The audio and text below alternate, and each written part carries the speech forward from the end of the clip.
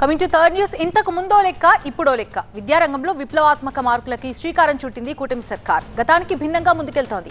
వర్సిటీలకి high profiled వీసీలను నియమించింది. ఎవరు ఊహించని విధంగా ఇతర రాష్ట్రాల నుంచి ప్రతిభావంతులని వీసీలుగా ఎంపిక చేసింది. ఆంధ్ర యూనివర్సిటీకి వైస్ ఛాన్సలర్ గా ప్రొఫెసర్ జీపీ రాజశేఖర్ ని నియమిస్తూ ఉత్తర్వులు జారీ చేశారు గవర్నర్. ఖరగ్పూర్ ఐఐటీలో మ్యాథ్స్ ప్రొఫెసర్ గా పనిచేసిన రాజశేఖర్ 3 సంవత్సరాల పాటు ఆంధ్ర యూనివర్సిటీ వీసీగా కొనసాగనున్నారు. జేఎన్టీయూ కాకినాడ వీసీగా సిఎస్ఆర్కే ప్రసాద్ నియామకం జరిగింది. వరంగల్ ఎన్ఐటీలో నిట్లో సివిల్ ఇంజనీర్ ప్రొఫెసర్ గా పనిచేశారు ప్రసాద్. తన కెరీర్లో ఎన్నో అవార్డ్స్ రికార్డ్స్ అందుకున్నారు. యోగి వేమన యూనివర్సిటీ వీసీగా ప్రకాష్ బాబును నియమిస్తూ ఉత్తర్వులు జారీ అయ్యాయి. Hyderabad central university school of life sciences లో బయోటెక్నాలజీ సీనియర్ ప్రొఫెసర్ గా కూడా పనిచేశారు ప్రకాష్. నన్నయ్య యూనివర్సిటీకి వీసీగా ఆంధ్ర యూనివర్సిటీలో ఇంగ్లీష్ ప్రొఫెసర్ గా పనిచేస్తున్న ప్రసన్న శ్రీ నియామకం జరిగింది. ఇటు కృష్ణ యూనివర్సిటీ వీసీగా ప్రొఫెసర్ కూనారాంచిని నియమించారు.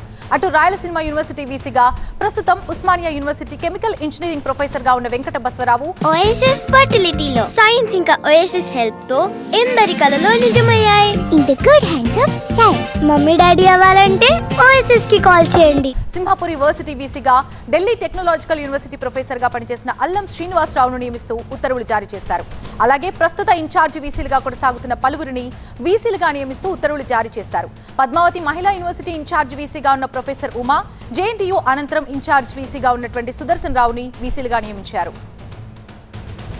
పూర్తి డీటెయిల్స్ మా అసోసియేట్ ఎడిటర్ ఈశ్వర్ అందించడానికి లైవ్ లో సిద్ధంగా ఉన్నారు. ఈశ్వర్, ఈసారి వర్సిటీలకి హై ప్రొఫైల్డ్ వీసీలను నియమించింది కూటమి సర్కార్. మరి సంస్కరణలకి విద్యాశాఖ నాంది పలికిందనుకోవచ్చా?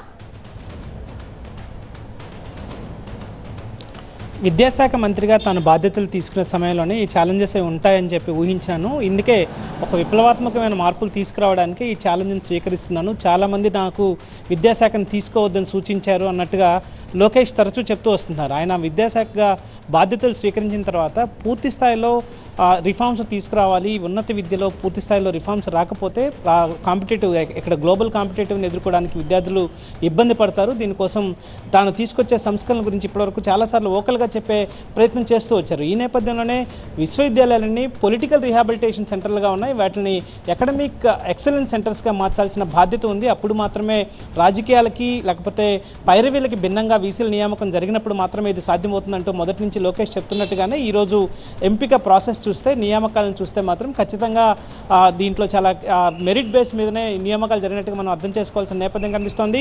కేవలం అకాడమిక్ క్వాలిఫికేషన్ మాత్రమే కాకుండా వాళ్ళకి ఇతర ఇన్స్టిట్యూషనల్ కమిట్మెంట్ ఉండాలి. అదేవిధంగా ఎక్సలెన్స్కి సంబంధించిన వాళ్ళకి ఇతర ఎక్స్పీరియన్స్ కావచ్చు, లేకపోతే ఇంటిగ్రిటీ విషయంలో కూడా రాజీ పడకుండా రాష్ట్రాన్ని ముందుకు తీసుకెళ్లాలనే లక్ష్యంతో ముందుకు వెళ్ళే వాళ్ళనే ఎంపిక చేసుకుంటున్నట్టుగా చాలా రోజుల నుంచి చెప్తూ వస్తున్నారు. వాస్తవానికి గత ఏడాది సెప్టెంబర్లో దీనికి సంబంధించి 17 మంది వీసీలకు సంబంధించిన నోటిఫికేషన్ ఇచ్చారు.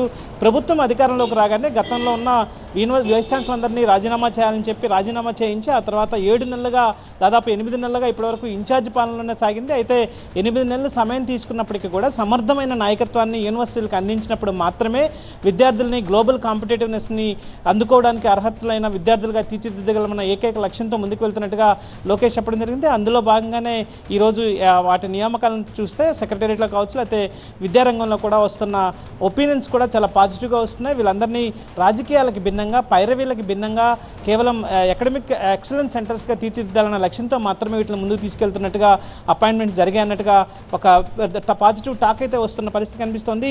ఇటీవల కాలంలో కూడా గత సెప్టెంబర్లో దీనికి సంబంధించి నోటిఫికేషన్ ఇచ్చినప్పటికీ కూడా అనేక రాజకీయ ఒత్తిళ్లు వచ్చాయి. భారీ ఎత్తున రాష్ట్రానికి సంబంధించిన వాళ్ళే చాలామంది ప్రొఫెసర్లు ఇప్పుడు ఎవరైతే ఇన్ఛార్జీలుగా ఉంటున్నారో వాళ్లే తమనే కొనసాగించాలంటూ స్థానికంగా ఉన్న నేతలు, మంత్రుల ద్వారా పెద్ద ఎత్తున లాబీ చేశారు. కానీ వాటన్నిటికీ తలగకుండా పూర్తిగా మెరిట్ బేస్ మీద ఈ నియామకాలను చేపట్టినట్టుగా మనం అర్థం చేసుకోవాల్సిన నేపథ్యం కనిపిస్తుంది. ఉదాహరణకి ఆంధ్ర యూనివర్సిటీ చాలా ప్రతిష్టాత్మకమైన యూనివర్సిటీ.